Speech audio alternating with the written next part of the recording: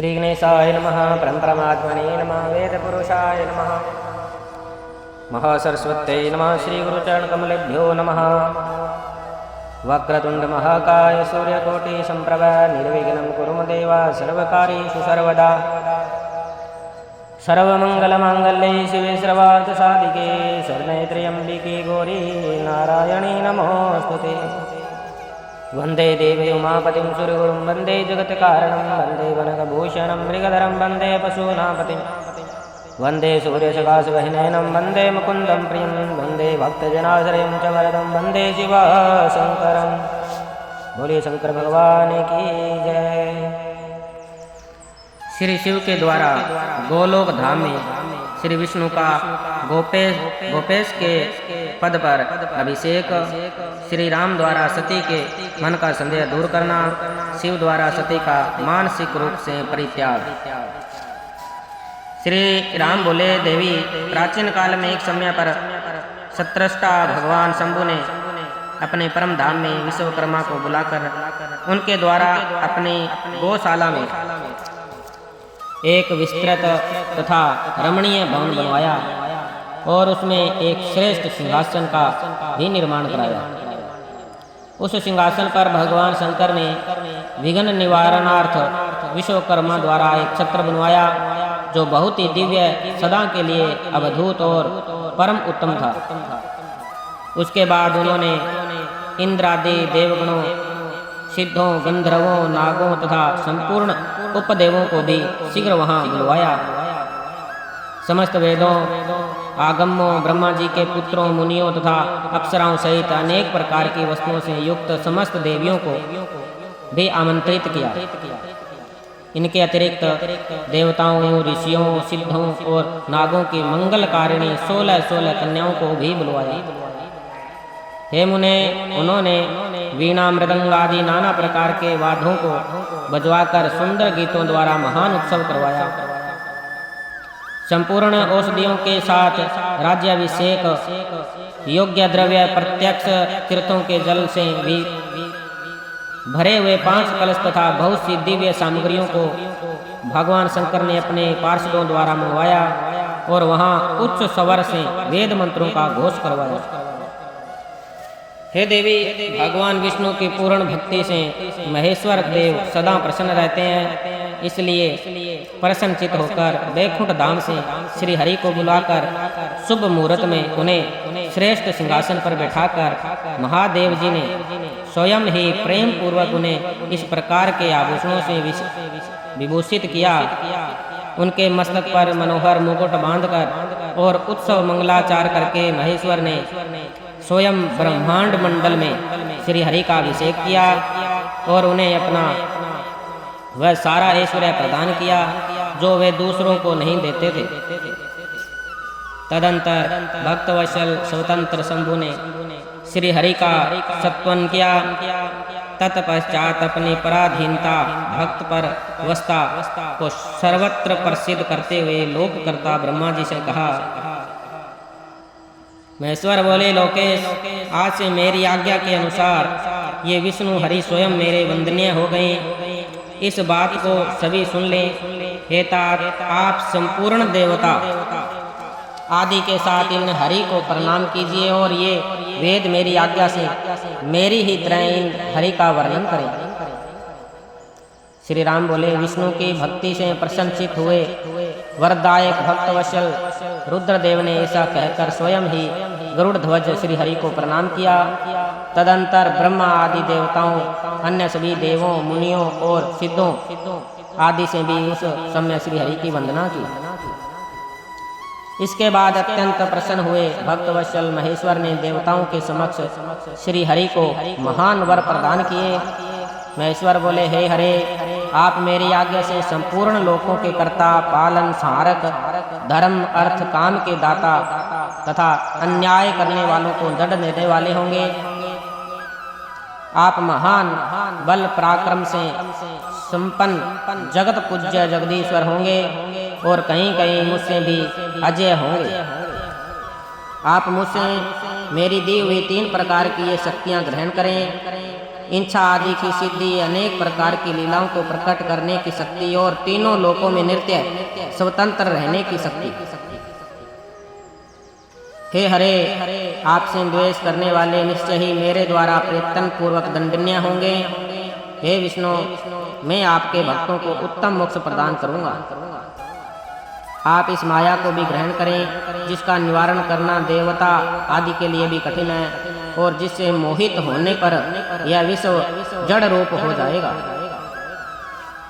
हरे, आप मेरी बाईं भुजा है और विधाता दाहिनी भुजा है।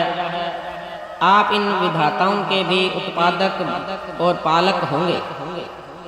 मेरे हृदय रूप जो रुद्र है वही मैं हूँ, इसमें संशय नहीं है। वे रुद्र आपके और ब्रह्मा आदि देवताओं के भी निश्चय ही पूज्य हैं। आप यहाँ रहकर अनेक प्रकार की लीलाएं करने वाले अपने विभिन्न अवतारों द्वारा विशेष रूप से संपूर्ण जगत का पालन करें। मेरे लोक में आपका यह परम वैभवशाली और अत्यंत उज्जवल स्थान गोलोक नाम से विख्यात होगा। हे हरे, भूतल पर जो आपके अवतार होंगे वे सबके रक्षक और मेरे भक्त होंगे। मैं आपका दर्शन करूंगा, वे मेरे वर से सदा प्रसन्न रहेंगे।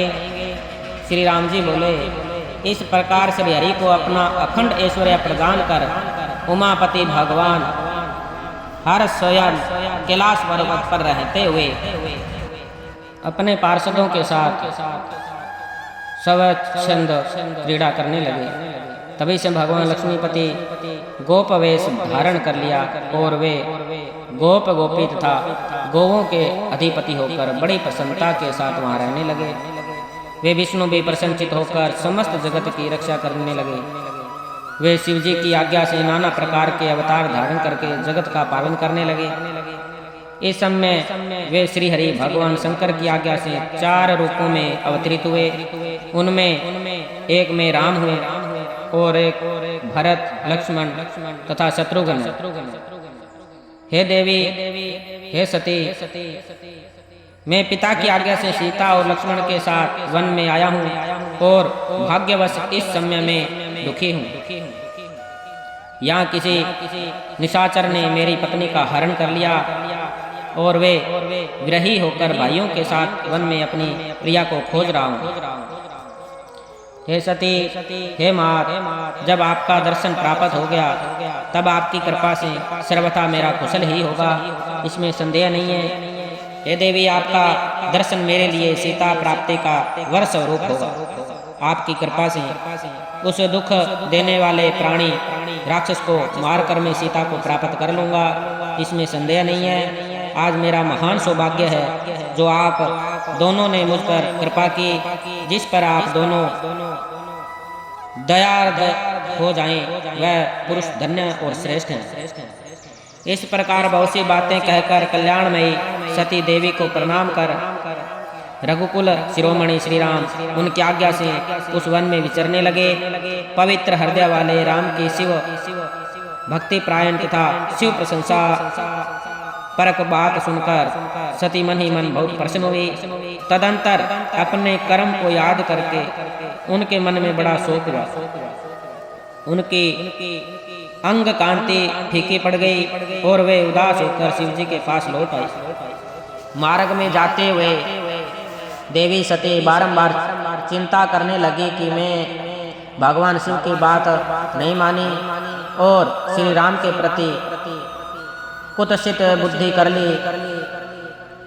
अब शंकर जी के पास जाकर उन्हें क्या उत्तर दूंगी। इस प्रकार के विचार करने पर उन्हें बहुत पश्चाताप हुआ। शिव जी के पास जाकर उन सती ने उन्हें हृदय से प्रणाम किया। उनके मुख पर विवाद छा गया। वे शोक से व्याकुल और निस्तेज हो गई थी। सती को दुखी देखकर भगवान हर ने उनका कुशल से पूछा और प्रेम पूर्वक कहा, तुमने किस प्रकार उनकी परीक्षा ली।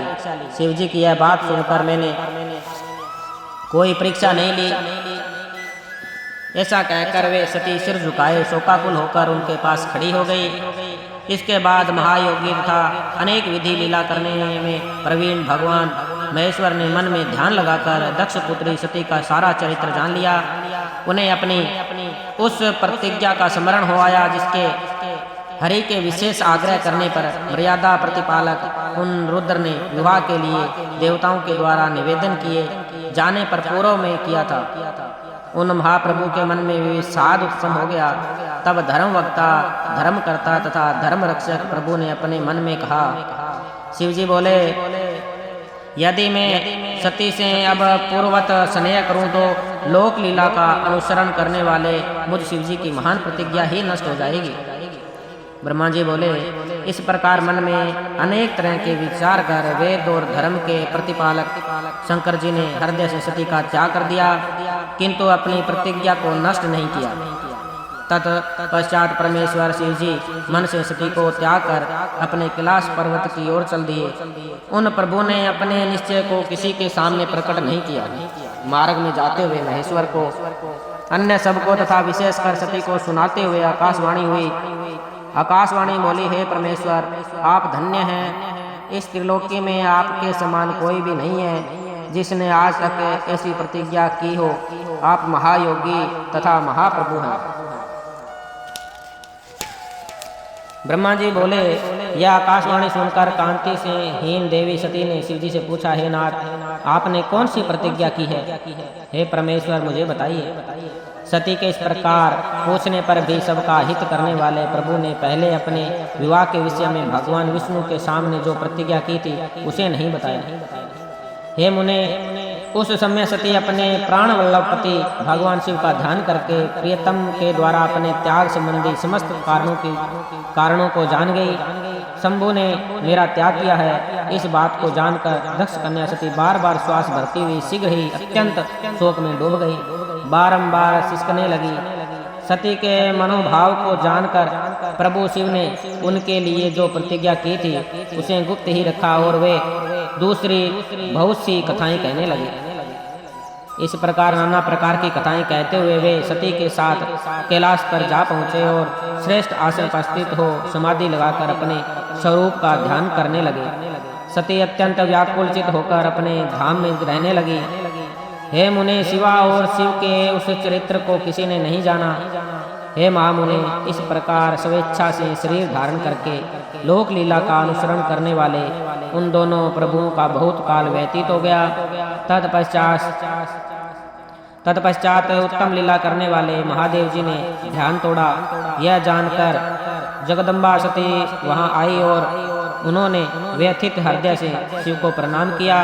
उदार चित्त वाले शंभु ने उन्हें अपने सामने बैठने के लिए आसन दिए और वे बड़े प्रेम से बहुत सी मनोरम कथाएं कहने लगे। उन्होंने वैसी ही लीला करके सती के शोक को तत्काल दूर कर दिया। वे पूर्ववत सुखी हो गई। फिर भी शिवजी ने अपनी प्रतिज्ञा को नहीं तोड़ा। हे तात, परमेश्वर शिवजी के विषय में यह कोई आश्चर्य की बात नहीं समझनी चाहिए। हे मुनि लोग शिव और शिवा की ऐसी ही कथाएं कहते हैं। कुछ मूर्ख लोग उन दोनों में वियोग मानते हैं, परंतु उनमें वियोग कैसे संभव है? शिवा और शिव के वास्तविक चरित्र को कौन जान सकता है? वे दोनों सदा अपनी इच्छा से क्रीड़ा करते और भांति भांति की लीलाएं करते हैं। सती और शिव वाणी और अर्थ की भांति एक दूसरे से नित्य संयुक्त है। उन दोनों में वियोग होना असंभव है। उनकी इच्छा से ही लीला में वियोग हो सकता है। बोलिए शंकर भगवान की जय।